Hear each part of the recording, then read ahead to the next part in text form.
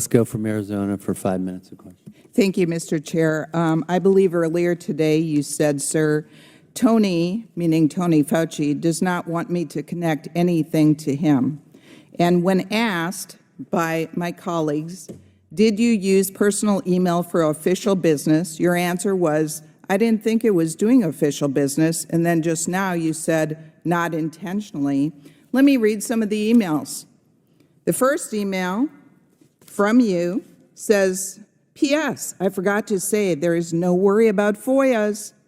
I can either send stuff to Tony on his private email or hand it to him at work or at his house. He's too smart to let colleagues send him stuff that could cause trouble. Next email from you said, I suggested Arthur try to interview Tony, meaning Tony Fauci, directly and connected him to our secret back channel. He emailed Tony a few hours ago.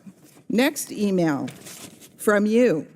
I forgot to clarify in my email yesterday that both my Gmail and phone calls are now safe. Text is not, as it can be FOIA'd, as can my great government email. So you and Peter Daszak, and others should be able to email me on Gmail only, with the caveat that no other government employee is copied at a government address, as all government emails are potentially FOIAble. Next email from you.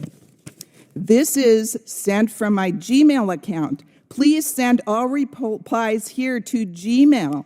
There are things I can't say except Tony is aware, and I have learned that there are ongoing efforts within NIH to steer through this with minimal damage to you, Peter, and colleagues, and to NIH and NIAID.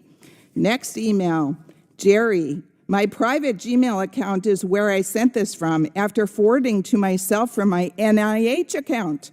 Please try to send only to my Gmail, as we are doing a couple weeks ago, but I messed up a few times and sent them from my NIH account because on my phone the two are merged. And then when you respond by hitting reply, it goes to NIH. After some recent issues, I'm going to try to strictly use only my Gmail in these discussions. Then the next email. I learned from our FOIA lady here how to make emails disappear after I FOIA'd, but before the search starts. So I think we are all safe. But I deleted most of these earlier emails after sending them to Gmail. Next email. With the help of our IT folks, I went over the whole computer and phone situation. Basically, my Gmail is now safe from FOIA.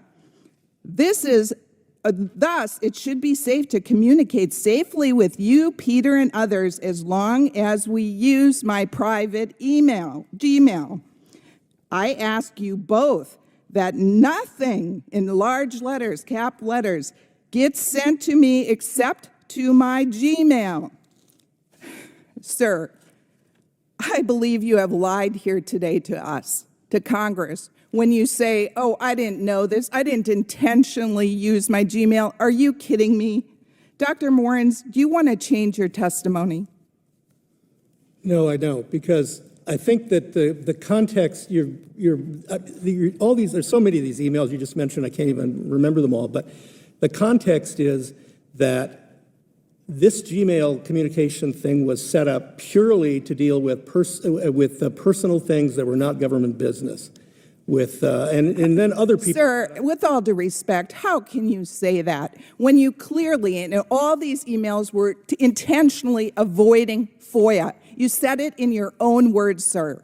Well, but so let's talk about what you mean by intentionally avoiding FOIA. I don't consider that telling them don't send me things because they could get FOIA'd is intentionally avoiding FOIA, because those are personal things. And with respect to my NIH email, I couldn't possibly avoid FOIA because I had no control. Sir, did you use in most of these emails your official signature? It said, David M. Morens, O.D., N-I-A-I-D, N-I-H. These were official. Well, let me tell you something else I didn't mention. And you forwarded from your NIH email to your personal email, and you said it right in your email. I learned only about a year ago that the fusion of my Gmail on my email and my email, NIH email on my phone had another side effect too. And by the way, I finally got IT to take that off, to get rid of it, so there's no more Gmail email fusion.